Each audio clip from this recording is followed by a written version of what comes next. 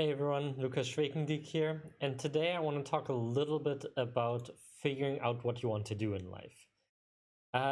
This topic has come up because someone asked this in the comments, and if you have a question that you want me to answer, please let me know either on Quora, Medium, or in the YouTube comments, and I'll try my best to make a video to help you because that makes it a little bit more specifically and personally to you, and it's not just going to be some general mumbo jumbo that might not specifically resonate with you. So please leave a comment and I will do my best to help you out. That being said, let's get into this particular one. This person basically asked me, like, they're figuring out a lot of stuff. They're trying to figure out what they really want to do in life, and they're trying to do a wide variety of things.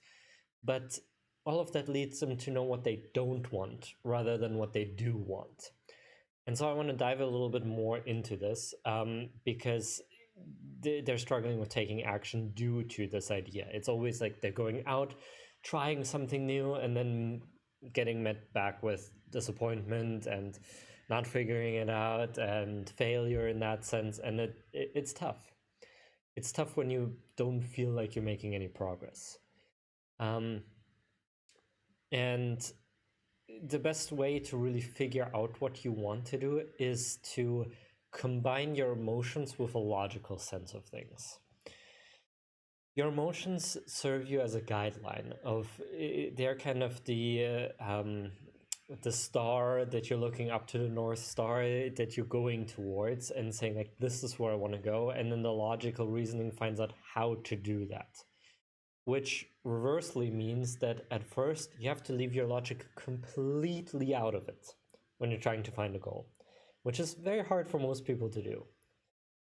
Most of the time, what you want to do does not sound reasonable at first.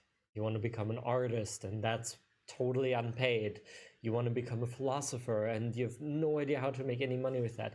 You want to become a doctor, but really don't feel smart enough, or like you have the time or money, or it's too late in life to start the journey. And your logical reasoning often gets you to reason your way out of what you actually want to do. That's the first hurdle most people face, and this is something that you have to completely ignore. Do not worry about the how yet. You worry about that once you're kind of committed to the path and once you've chosen one.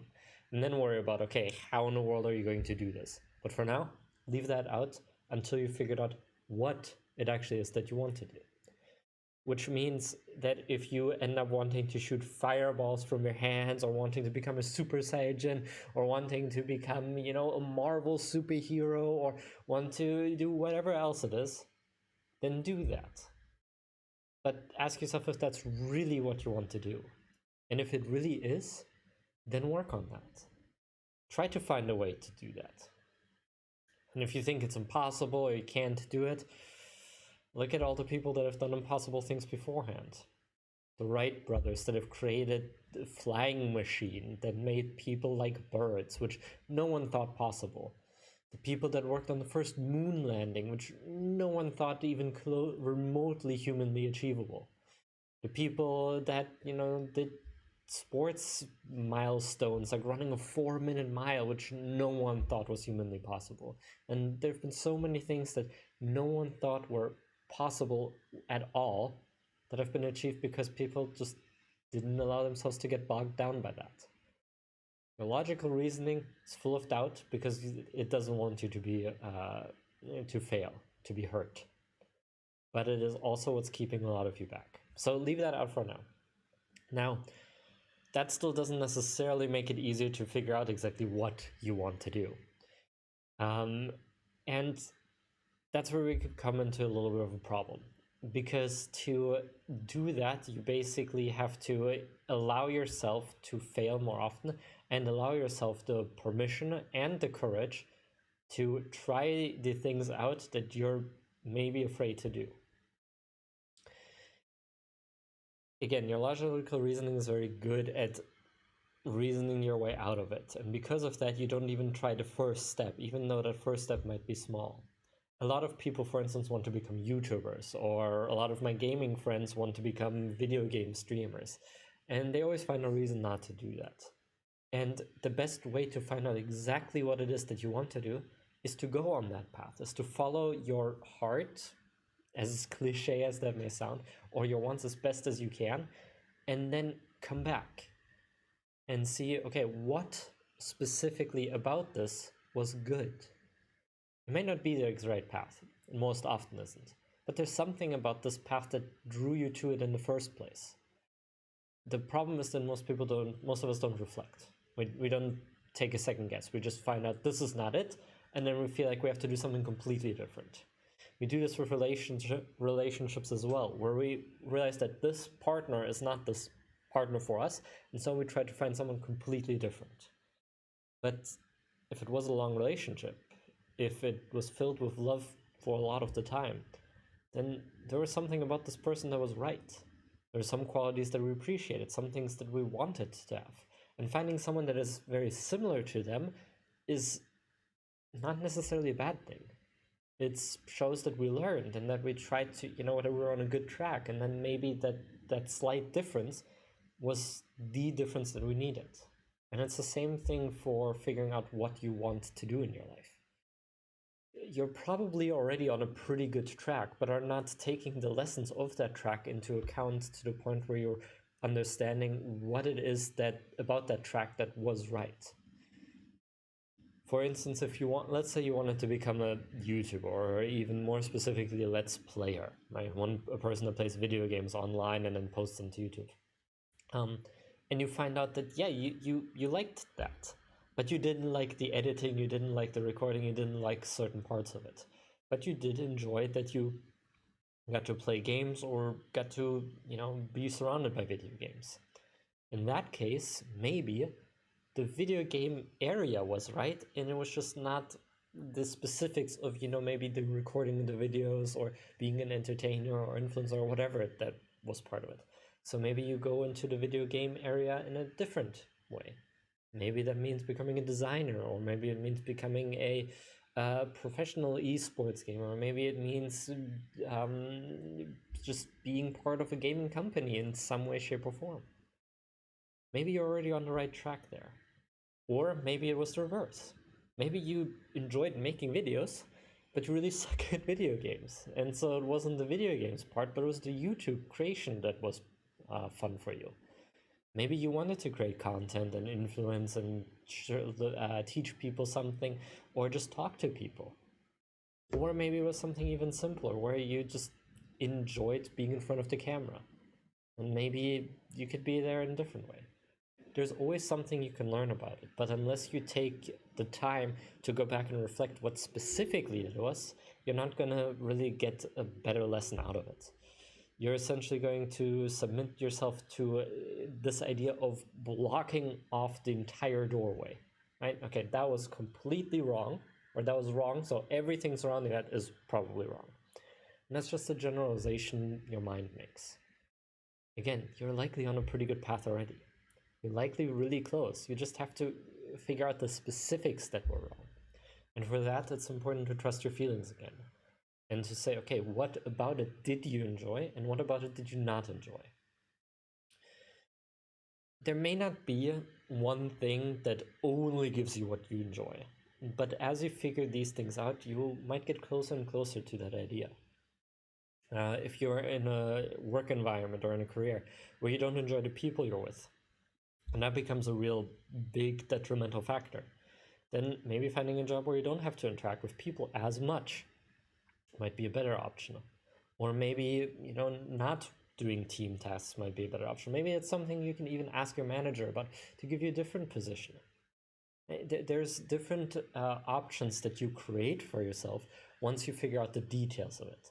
But without figuring out the details, you will never create these options in the first place, and will just be stuck at this either or thinking, this black or white thinking. Either this is it or it's not it. And that's just not true. The other thing that you have to understand is that most of the time, the things that you want are very widely spread.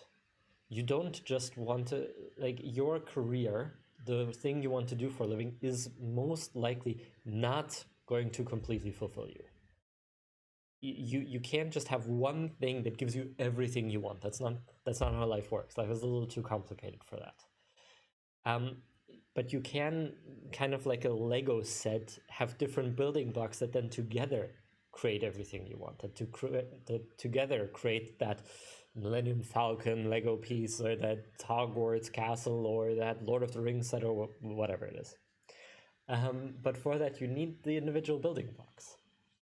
You can't just make the Hogwarts castle out of the same Lego pieces.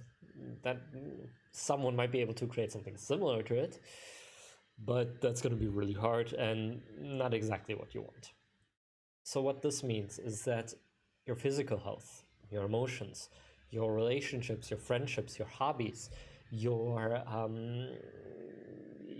mindset, the things that you do at work, the things that you do outside of work, all of these things have an influence on creating that bigger picture.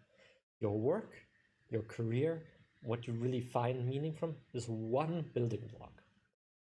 And if that's not everything, that's okay. It's not supposed to. Which means that you can find what you want out of life by also diverging your attention a little bit and maybe going toward your physical goal for a while, or going to your emotional goal. For your emotional goal for a while, or going to your hobbies and trying to develop those a little bit more. And as you do that, as you allow those to be their own building blocks and fulfill part of your life, you will realize that that creates a niche, that creates an opening, that creates probably a missing piece that then your work could fulfill. And as you put all of these blocks together, you create a life that you want. But you have to understand that it's a full picture.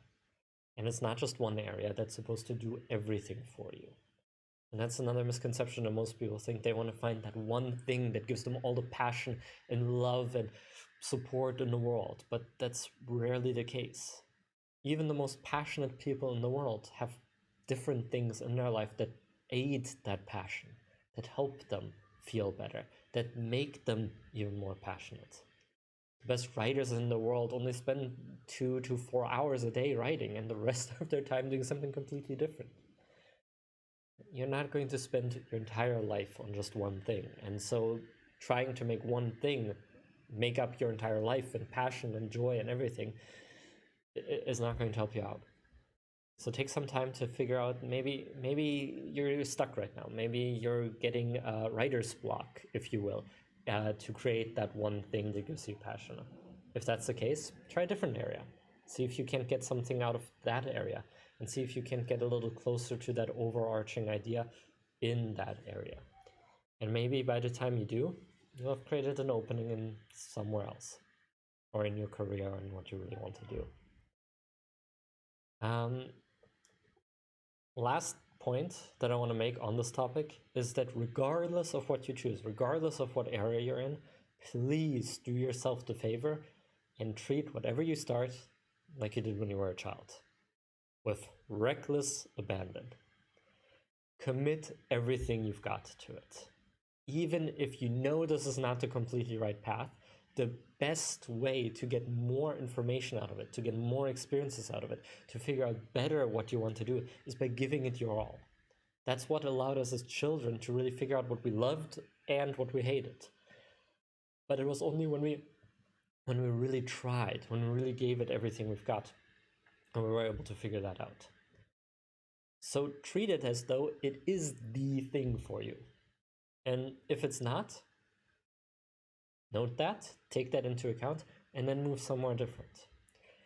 The reason most of us don't want to do this is because we feel like every time we then figure out this is not it, we have to start over. But that's not the case. Your life doesn't have a beginning. Well, it does. It's when you were born. That's when you started. So basically, for as long as you remember, for as long as you were conscious, you've already been on your path to figuring out what you want. Which means that everything that wasn't it was just a step along the way. You're never going to actually start over.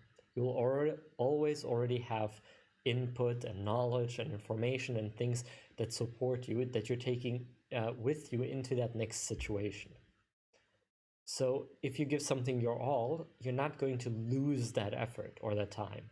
Even though it might sometimes feel like it, you're still going to come out further along than had you not done that. Even if you change your career right now, you're still going to have some secondary skills, some third skills that help you become better at the job faster than those people that are just starting out in it. And that's what you want to focus on. You're not starting over, so you might as well give it your all, because that has the most potential benefit to you to get you a head start and to get you where you want to be. So remember that, and please do yourself the favor of giving it everything you've got, as much as you can. You will often not remember it, and oftentimes you'll be too lazy and too comfortable to do it. But every time you remember, just try to give it a little bit extra effort. You will thank yourself for it in the end. I hope that helps those of you to give you some ideas to figuring out what you want, and specifically the person that asked this question. And yeah, thanks for watching, and I'll see you in the next video.